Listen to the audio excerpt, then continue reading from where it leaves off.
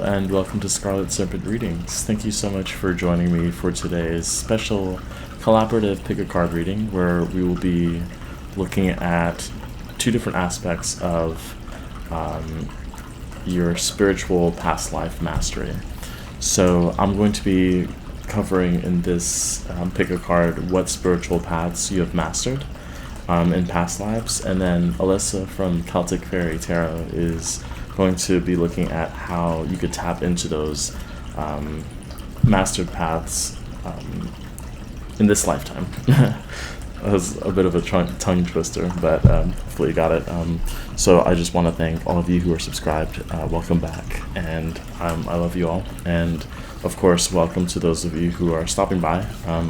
Just be sure to check out both parts of the collaboration because I think that's where you'll get the most benefit, of course. So yeah, I'm sure many of you have checked out Celtic Fairy Tarot. If not, I think you'd love her style of readings, and she just has such a great variety of topics, and they're all very self-empowering, which I really appreciate. So again, if you haven't already, please check her out. So I have 3 piles for you, as I always do. Pile 1 is going to be this card here. That's pile 1. Pile 2 is this card. That's pile 2.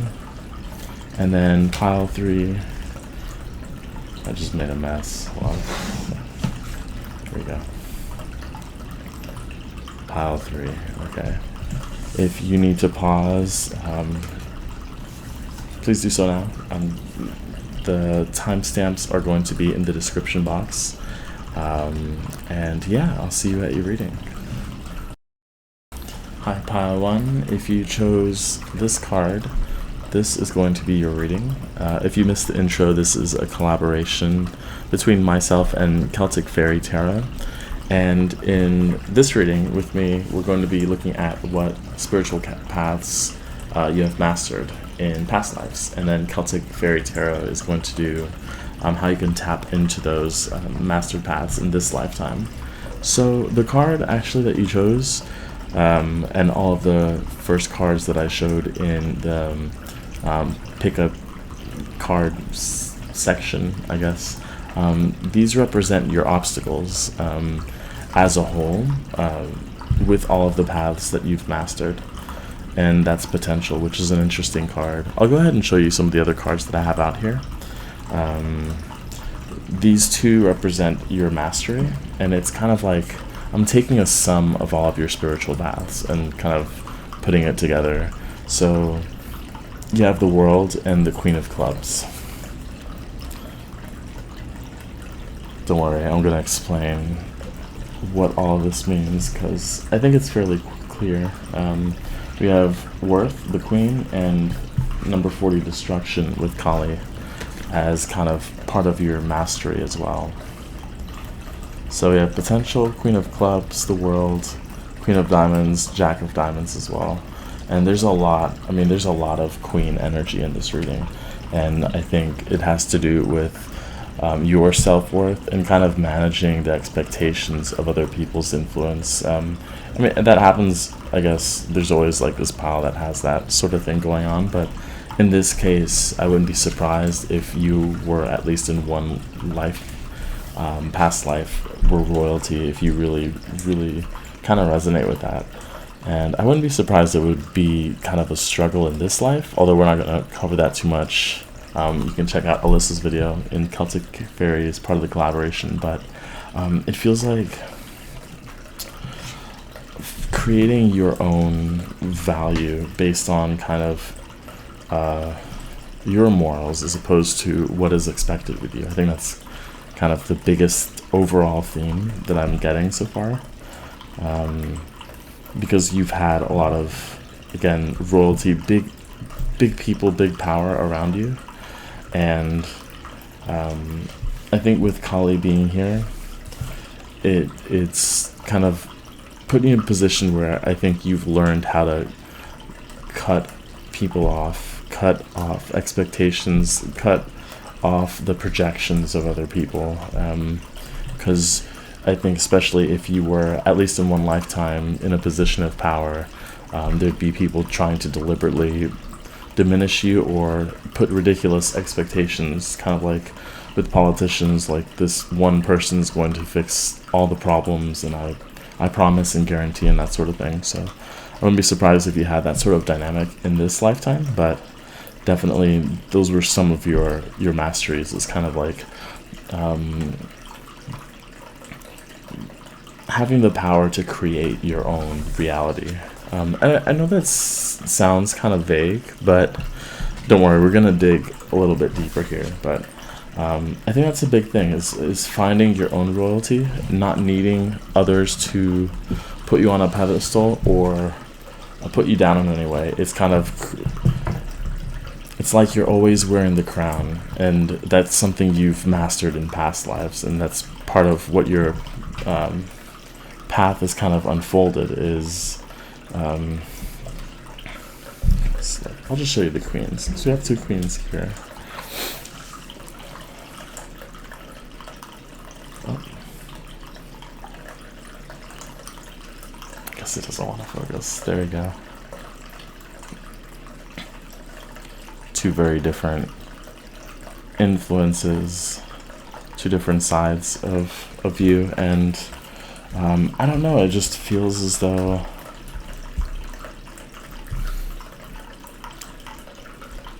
as a leader there's been a lot of expectation placed on you, and if you see this especially in this lifetime, that's probably where that comes from, and that's the potential card as well. So let's just take a look and elaborate on what spiritual paths you've mastered.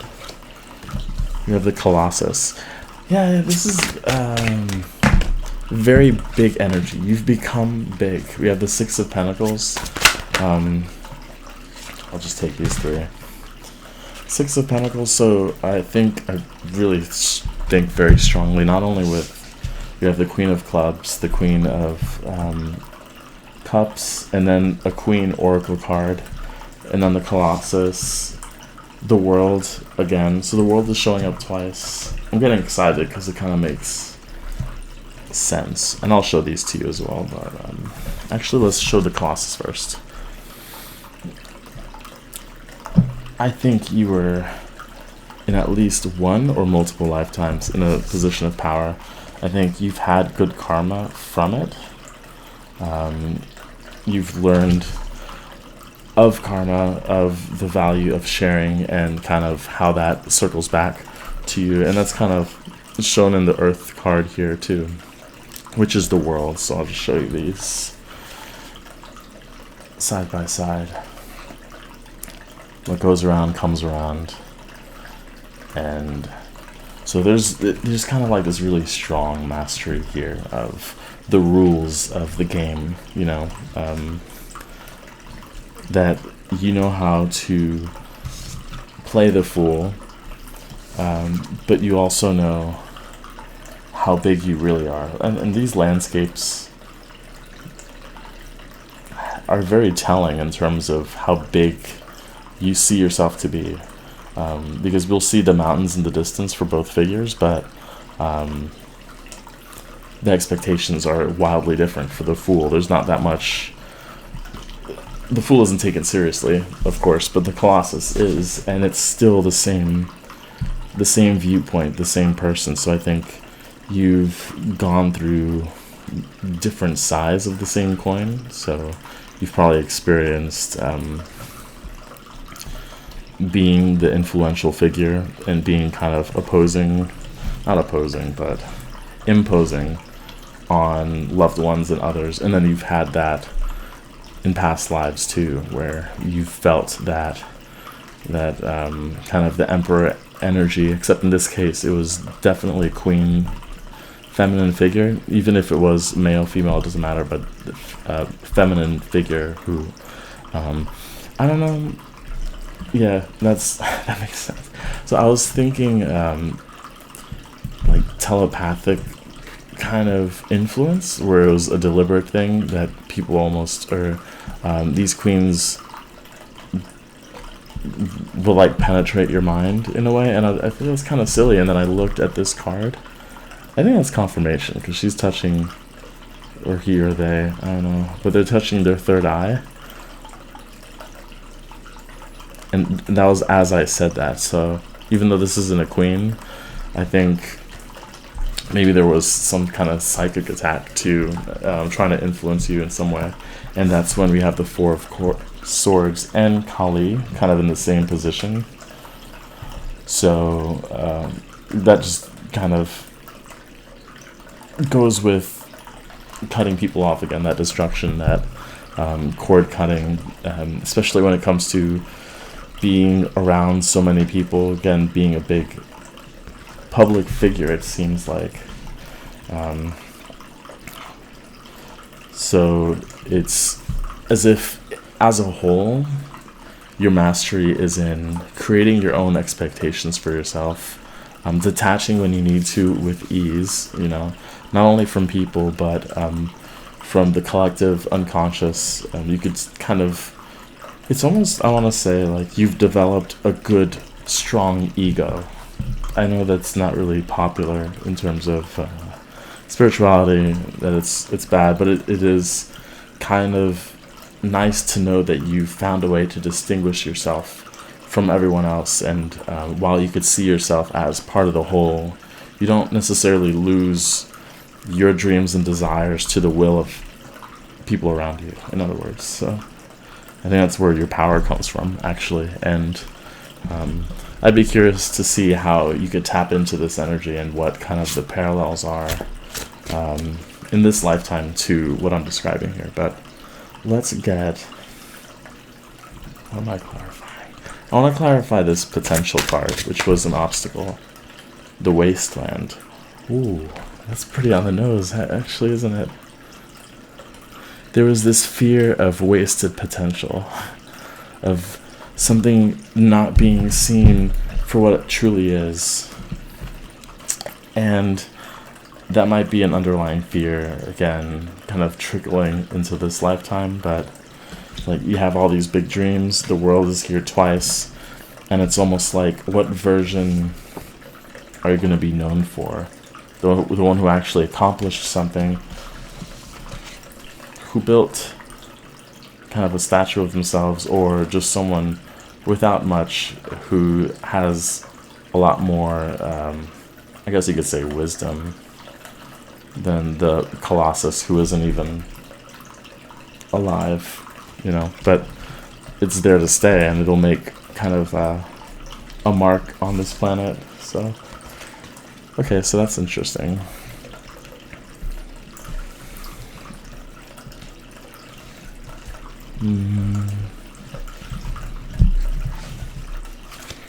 Let's see what this Queen card is about really quick.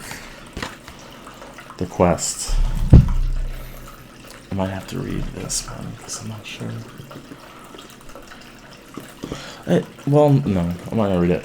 It feels like, again, setting your own sail, creating your own course on life. So I wouldn't be surprised if, I guess, depending on who's watching, if you find yourself to be indecisive or very decisive. And I think you would notice that after a certain age in your life. So let's say like 30s or 40s, if you were at one point indecisive, you became decisive. That's kind of mirroring different past lives where you took leadership into your own hands. Again, this is a pile that, because I'm thinking of someone who kind of guilt trips. This happens a lot in my family. It's like you have to put others first before you, at the expense of yourself, and there's a lot of guilt tripping if you don't just give all of your attention, all your time, all your money to someone in the family, even though, you know, it's not really helping them as much as they'd like it to seem. You know, it's almost looked down upon to consider yourself to be a queen. And that's kind of what I'm feeling, is that you find value in it because you know that when you're in that position of empowerment, you could do more for the world, for the people around you. It's kind of like if you had to choose, you would choose to be the fool over the Colossus. The people who, see you as a queen would want you to be this. They want to kind of build a statue, leaving that kind of mark on the planet as opposed to maybe just expanding the consciousness of humanity, which doesn't seem to have any value physically, but it leaves more of an impact for the long term. So let's just see what, I guess, skills have you picked up from... I'm getting all the oracle. So this is a tarot / oracle. I'm getting all of the oracle cards in the portal.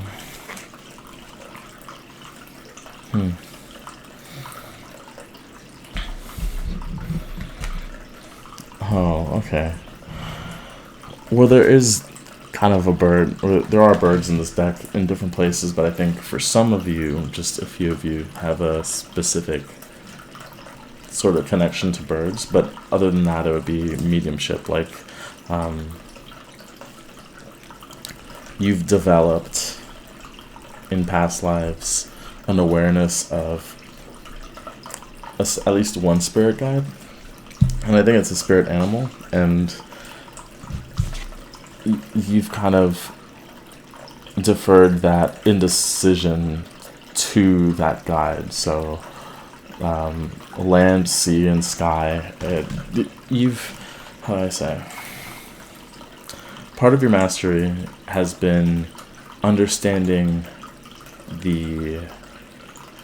not the presence, the role that spirit has to play in your life, and that although you can have the value and worth of a queen, that you could still be that leader, and in that position of power there's an acknowledgement of other powers that extend in other dimensions and are beyond you, and that kind of like alleviates the burden of all this potential, where you can get stuck in indecision because of all the things that can be, and that would just stop you from moving this boat. It would I'm looking for a card to show what I was saying, but it's okay. I guess I lost it. There was the Wasteland card. Oh, here we go. Where you're kind of stuck daydreaming things, or pondering what else could be a reality, and there's that again, it's like you're giving some of that stress to a spirit guide, probably like a bird, a winged sort of spirit, or it could be like an angel or something like that, but definitely it's like a very strong animal connection there, and it kind of just reminds you of different perspectives on life and on how you can impact the world in a positive way. So definitely a lot of very powerful energy. I'm looking forward to seeing how Alyssa's part of the reading would connect to this one, because again, I'd just be curious to see how this plays out in your life today. So please leave a comment, like, subscribe if you enjoyed this reading, and don't forget to check out Alyssa's part of the reading. That information is going to be in the description and probably in the comment section too. But hopefully you enjoyed the reading, and I hope to see you in the next one. Take care. Hi, Pile 2. If you chose this card, this is going to be your reading on what spiritual paths you have mastered in past lives. And then, of course, if you missed the intro, this is a collaboration with Alyssa from Celtic Fairy Tarot. So she's going to be going over how you can tap into those mastered paths in this lifetime. So the card actually that you chose is an obstacle that you faced in all of the life paths, in all of the past lives in which you've kind of really honed in on this mastery, and that's balance. And this balance card is specifically referring to your shadow. So there's strong Scorpio energy, Virgo, and then we have kind of like the Strength card in there. So it's interesting energy of kind of going within yourself and understanding your subconscious. That's probably the biggest thing. So we have the Hermit card, the Knight of Swords, and these are two opposing energies, I think, as far as your mastery is knowing when to move fast, move quickly, and when to completely stop and be introspective. And then we have the Death card underneath, which talks about transformation, but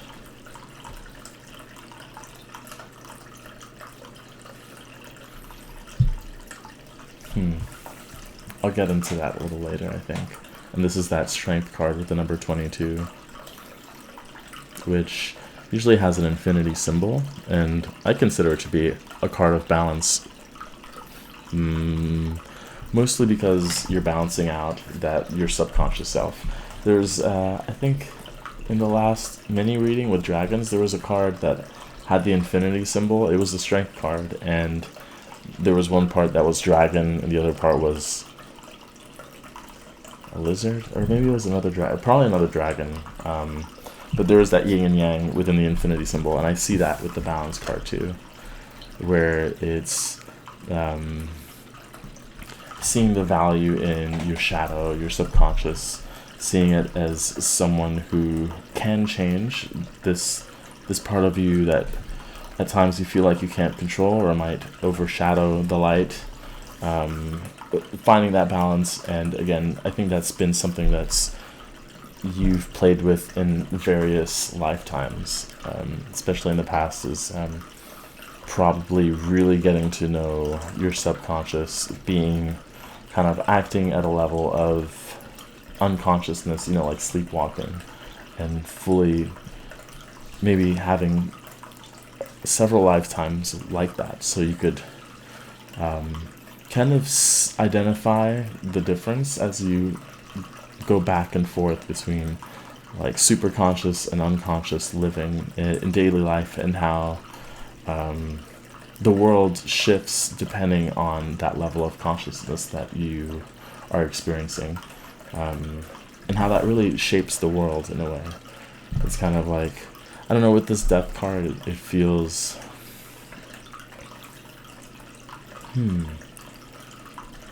like the subconscious is really what shapes the world more so than anything else. It's less deliberate manifestation, writing it down and things like that, and it's more like whatever part of you that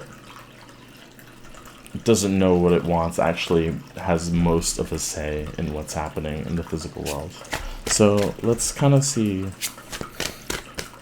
I guess, what spiritual paths you've mastered. Five of Cups, the Moon, the Quest again, the Shaman. I guess with the Moon energy, that something got dark. I don't know what got. Okay, what's this? Yeah, with that Moon energy and the Hermit, that would for me be clarifying. We have the Princess of Swords, of what I said about the subconscious being a big part of your life and your mastery, and it's understanding the automatic part of you, the part of you that kind of I don't know, there's just a very deep dive in it, and I think I don't know, with the Princess of Swords, the Knight of Swords, and the Five of Cups, you might have had quite a few experiences with, I was going to say borderline deceptive behavior, but mostly heartbreak, kind of like flaky people. Like you've dealt with a lot of flaky people. I wonder if that's something that's continued in this life, or if strangely, or not strangely, but fortunately you have friends that actually stick with you.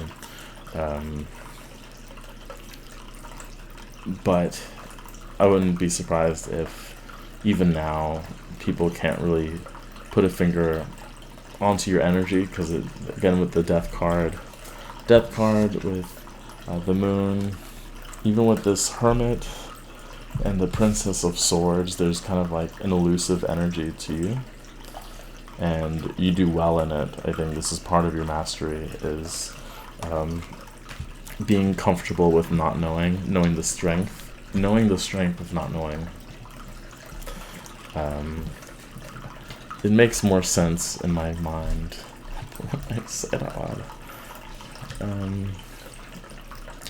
There is a strong shamanic influence, of course, with the shaman card, and with the quest card. A quest, I think of journeying.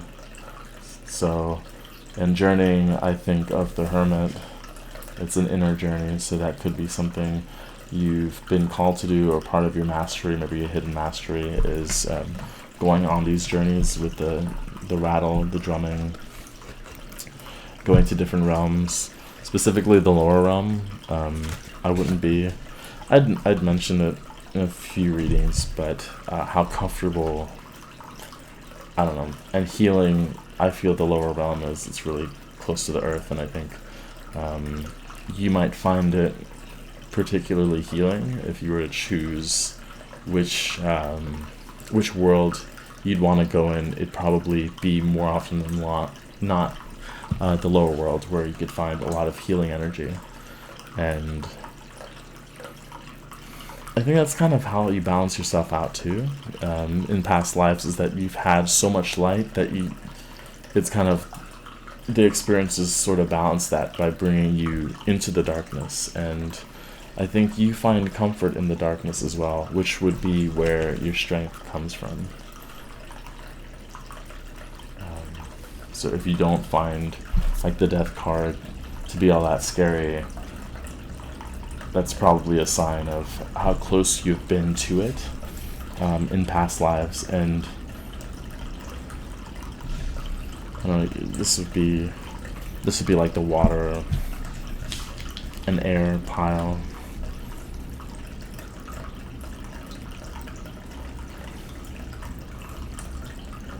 Okay, so let's clarify, because I'm getting lost for some reason in the imagery.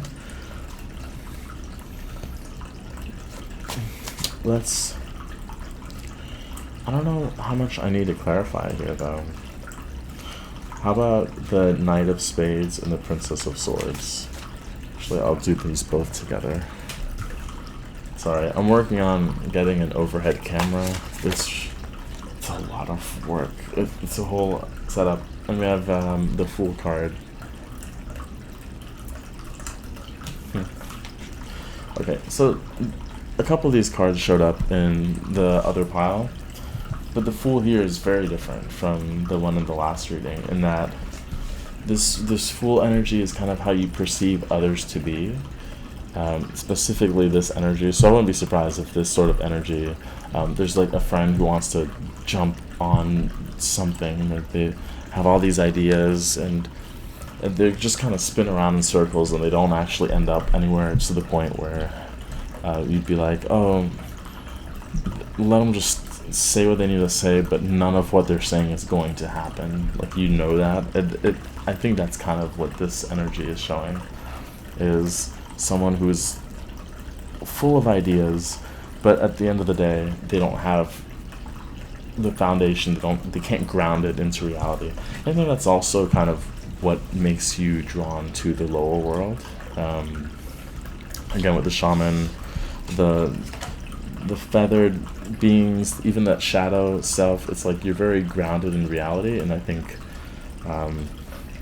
if anything, it just shows the contrast of yourself to these other kind of floaty people in your life, or at least in your past lives for sure. And I'm just thinking that with the balance card here, that that reflection shows you that both parts are necessary. It's nice to have sort of these people who have big ideas.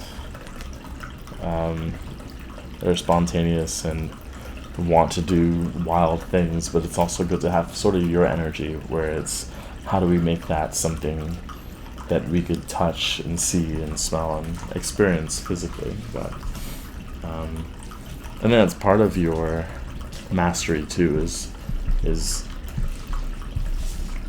you have a very strong manifestation potential. I guess, well, all the piles kind of interconnect in a way, but I think it just comes from understanding the womb so well, in a way. The dark waters, knowing the potential for something to actually come into manifestation. And I get that with this Emperor card too. Is grounding the wisdom. So you have a lot of wisdom to share, a lot of heartbreak to share. And this is just based on your past life. So I'd be curious as to how, what Alyssa has to say about how you can tap into this energy in this lifetime. We have the Princess of Pentacles.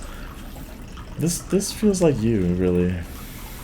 And look, she's petting a lion, which, again, we have the lion heart here, which connects to the Strength card. So this really shows me that you've mastered this connection to kind of like your primal self, and you see it as a friend, as someone who's worth getting to know in every lifetime, as a helper, and as a companion. Like your shadow, your subconscious is a companion, and here to be of assistance to you to creating your own reality and grounding your wisdom.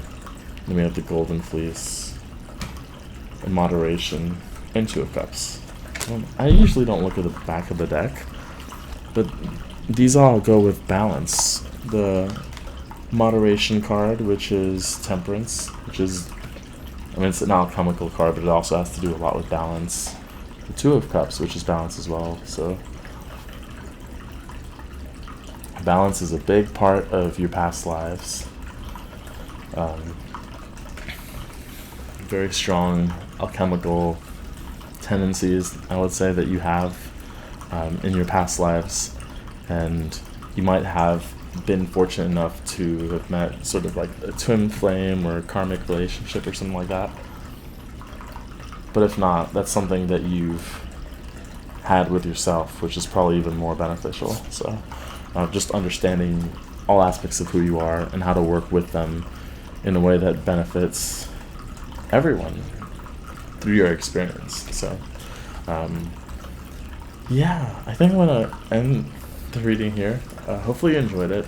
Hopefully, because I don't really remember what I was saying, so hopefully it resonated for you. Again, check out Celtic Fairy Tarot's part of the reading, where she'll be diving into how you can tap into the past life masteries that you've acquired. And yeah, I hope to see you in the next reading. Take care. Hi, Pile 3. If you chose this card, this is going to be your reading on what spiritual paths you have mastered in past lives. And of course, this is a collaboration with Celtic Fairy Tarot, where she'll be looking at how you can tap into those mastered paths in this lifetime. So this card actually represents your potential obstacle, and it's the Dream card. We'll kind of dive into what this means in a little bit. I have 2 tarot cards which show sort of what your mastery was in past lives. Your spiritual pathway involved quite a bit of heartbreak, to be honest, and clarifying these cards. We have the 3 of Pentacles, the 3 of, that's interesting. I'm going to leave that though, because I saw 3 of Swords and it was actually 3 of Wands, but I'm going to leave that as 3 of, actually like a hybrid, I think. I'll explain that in a little bit, but we have 3 of Cups here. Then we have alignment. I think this is sort of a bit of a hybrid, of course, of some of the other piles, but it's kind of having realistic expectations as to what can be. I think that's what the dreams are there. I think you've been someone who has had big dreams in past lives, and at times it's almost as if you've felt backstabbed by the universe because none of it fell through. And yeah, I'm gonna just dive into the next part of the reading, because I think it'll reveal itself a little bit later. And 4 of Pentacles.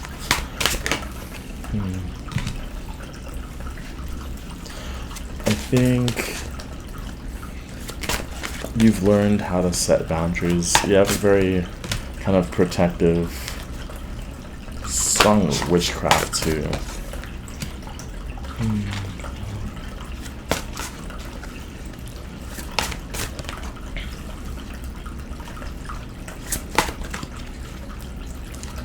I'm very quiet for this reading, I'll say. I think you've gone through quite a few transformations. Like, I'm imagining like an element that changes from very fluid and spacious and light to extremely dense, and then kind of going back and forth in different lifetimes. And I think actually this has to do with being flexible and elusive in a way. Flexible in how you think the world should be versus what it is, and then flexible in how you could change the world in a way that you think is better, based on your vision. And I think part of this mastery is like the culmination of all of your spiritual masteries in different lifetimes has to do with just how much power you have in creating your reality, and kind of discovering the nuances in just how much control you could exert and how to exert that control in influencing, again, physicality. And I see that with the emphasis, or the endless, and metamorphosis, and luminescence cards. There's this kind of underpinning of witchcraft with this pile, especially with these two. I don't know if those are the same people or not. Maybe not, but there's this. Maybe you've had this partner, and I could see it here as well with the alignment card. Kind of working with, I don't know, like a close friend or a spirit guide. And I think that's why I saw the three of swords here, even though this isn't the swords. It kind of looks like it, right, with that being there. But since it's the 3 of Wands, and there's that sort of expectation, that feminine energy with Dana,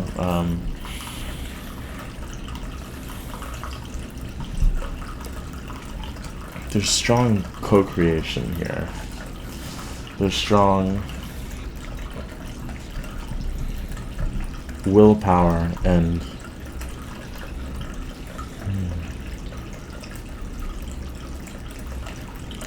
just using a bunch of different tricks, like magic and kind of traditional means to make things happen. It's like you've blended different styles of learning and working to I just think you adapt really well to any kind of situation, and that's kind of been your mastery. It's kind of hard to put a finger on it, really, but you could fold and bend and be anything, and I think that's what makes you, as you've gone through different past lives, that's made you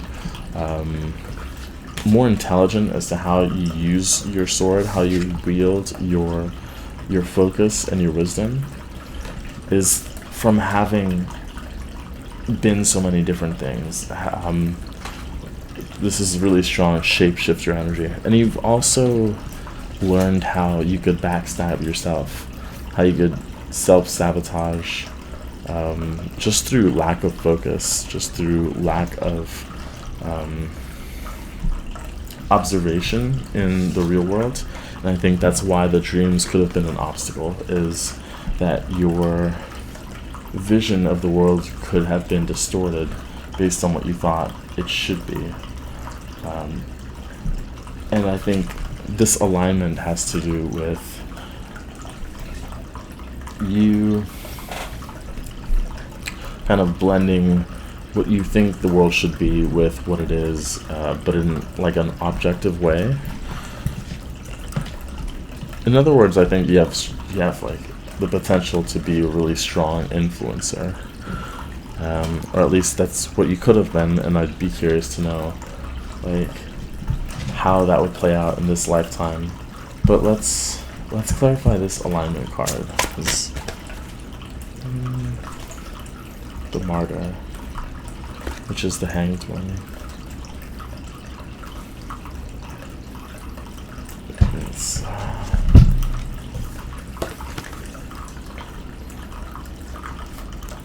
and I think that ties with the flexibility I'd mentioned, kind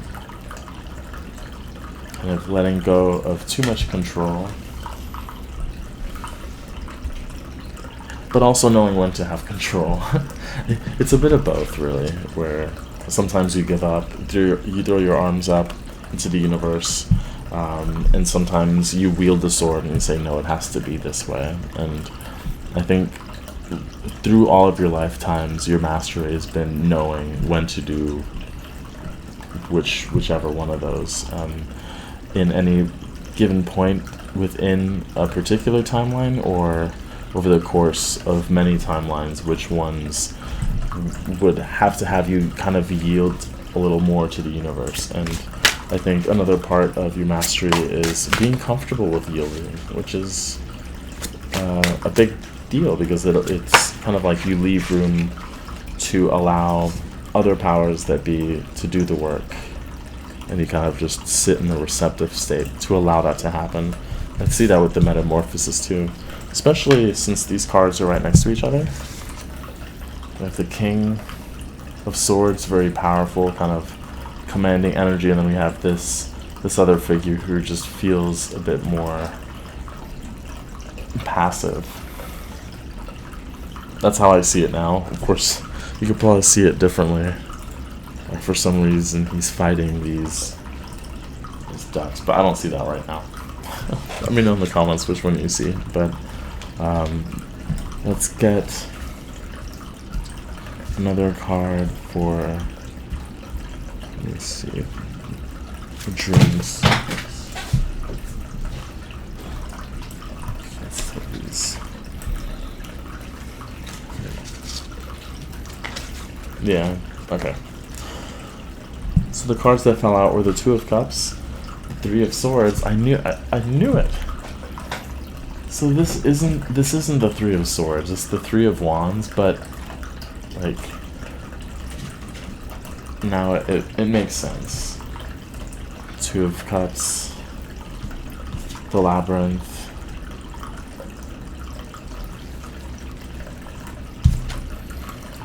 Ten of Wands. You don't have to put all the work in yourself manually, and I think, again, that's why the Martyr is there. I think that's what your mastery has been. It's more and more clear, knowing when to kind of just allow the universe and the world to kind of play out in front of you, to leave your heart open. Even if this happens, it's kind of it's like after the heart heals from it, it grows stronger, and that's where this energy comes from. Is from being receptive and open to heartbreak. And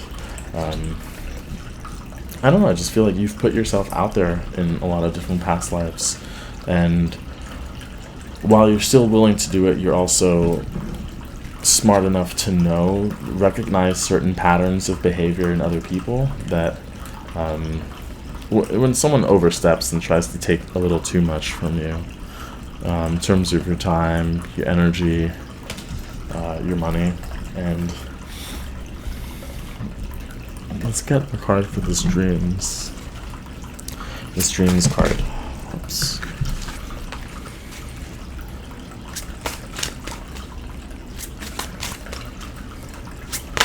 It's like you forge your own path for majesty with the number 3, which is the Empress. Yeah.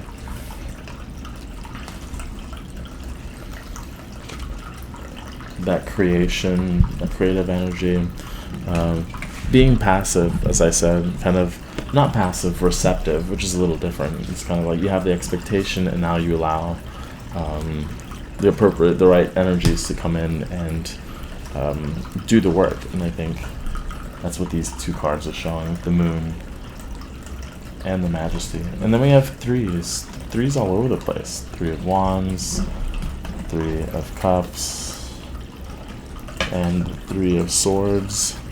So 3 is kind of a power number for you. I think it would be one that reminds you of, it'd probably be like a past life trigger or something, where there's a certain pattern or lesson that would be sort of like a flashback to a past life where you've already mastered that sort of life lesson, but it would have to do with other people, with your connection to others, with your connection to self, and with how much power you have in changing the world.